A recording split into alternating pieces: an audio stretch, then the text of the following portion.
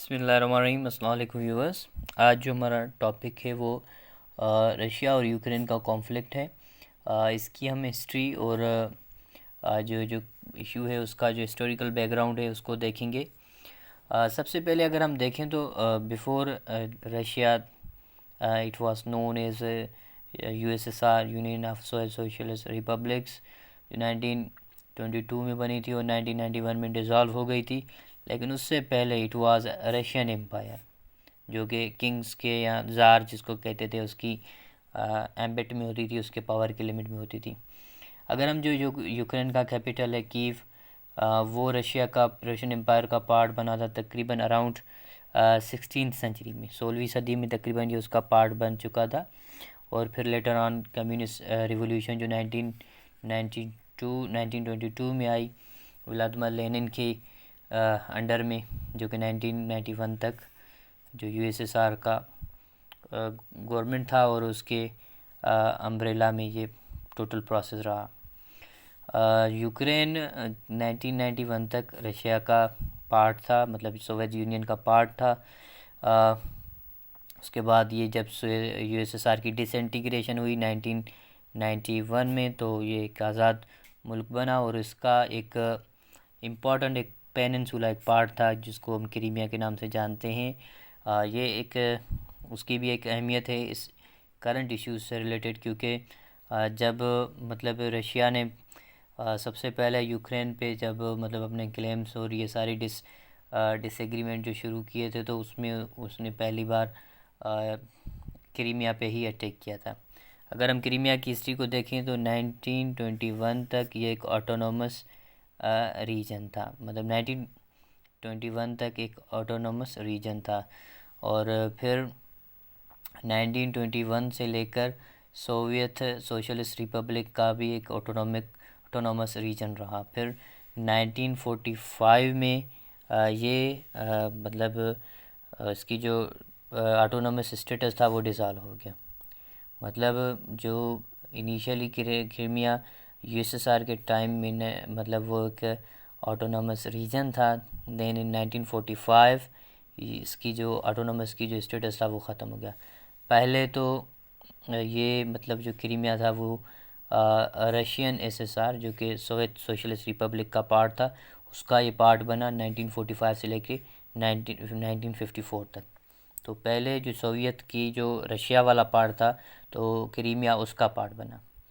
फिर 1954 में इसको शिफ्ट करके यूक्रेन का पार्ट बना दिया गया। यूक्रेन जो कि यूएसएसआर का उस टाइम एक, अगर आप स्टेट कहते हैं, प्रोविंस कहते हैं या पार्ट कहते हैं, फिर ये उसको उसकी गवर्नमेंट को दिया गया क्योंकि ये उसके नज़दीक था, क्योंकि डिफरेंट प्रोविंसेस थे, इसके डिफरेंट पार्ट्स थे।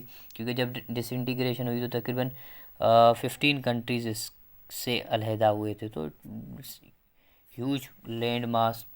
तो फिर जब 1991 में रशिया की डिसइंटीग्रेशन हुई और क्रीमिया जो है यूक्रेन का पार्ट बना, and the things were fine. और जब रशिया को लगा कि मतलब जो गवर्नमेंट है यूक्रेन में वो रशिया के ख़िलाफ़ जा रही है, क्योंकि इन 2014 जो कि प्रो रशियन लीडर था उसको ऊस्ट करके एक एंटी रशियन बंदे को लाया गया था। तो रशिया ने देखा कि चीज़ें उसकी फेवर में नहीं जा रही थी, एंड स्टिल उसका जो माइंड था, क्योंकि 1991 तक उसका जो कम्युनिस्ट माइंड से था वो भी उसके माइंड में और उसकी आइडियोलॉजी में प्रिवेल कर रहा था। सो 1914 में उसने क्रीमिया पे अटैक किया और क्रीमिया पे रशिया ने अपना कंट्रोल ले लिया। सो यूक्रेन का अगर हम तनाज़ा देखें तो दैट्स हिस्टोरिकली मतलब एक चीज़ रही है। ये यूक्रेन का कैपिटल रशिया का पार्ट रहा है, एंड देन जितनी भी चेंजेस आए हैं उसमें मतलब जो यूक्रेन के पार्ट्स हैं उस पर रशिया का क्लेम रहा है, एंड इवेंचुअली 2014 में ये चीज़ हुई थी। अब हम देखें तो करंट इशू का क्या मसला है।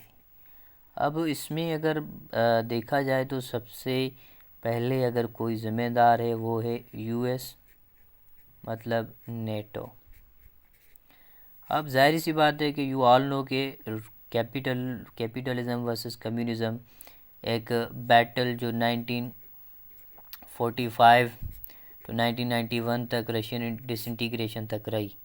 अब ये चीज़ तो मतलब एक कंटिन्यूस एक प्रॉब्लम रहा, एक फिनोमिना रहा, और रशिया ने अभी तक इस चीज़ को नहीं मतलब ये भुला पाई। अब अगर यूक्रेन नेटो का पार्ट बनता या बन जाए तो ये तो एक रशिया के लिए कितना बड़ा थ्रेट हो जाएगा कि अमेरिका जाके उसके घर में बैठ जाएगा, मिसाइल्स फिट कर देगा। एंड मतलब वो तो स्टेप तो क्लियरली थर्ड वर्ल्ड वार अब सम पीपल से कि वो शुरू हो चुकी है, या ये मेंबर बन जाए या कुछ तरीके से अगर उनकी इन्वॉल्वमेंट हो जाए फिर तो no one would stop it. फिर इस चीज़ में जो किरदार है प्यूटन का वो तो तमाम अहम है। SVR या SVRF ये उनकी इंटेलिजेंस एजेंसी है।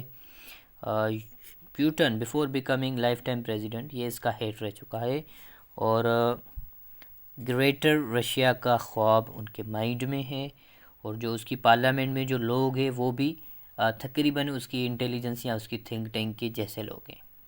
सो अगर इन अ नटशेल अगर मैं बोलूँ तो कि इस क्राइसिस की वजह क्या है, दैट्स नेटो।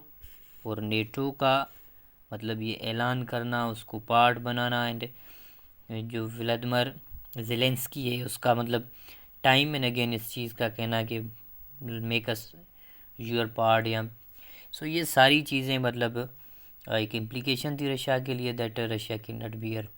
और अभी कितने भी सेंक्शंस लगाए हैं या कुछ भी हुआ है, they do not care about it. And recently आज ही प्यूटन ने बयान दिया कि आप हमें क्या आइसोलेट करेंगे, हम तो इतने बड़े हैं, हमारी एरिया इतनी बड़ी है, हमारी ज़खायर इतने बड़े हैं, you would be isolated, we want be isolated.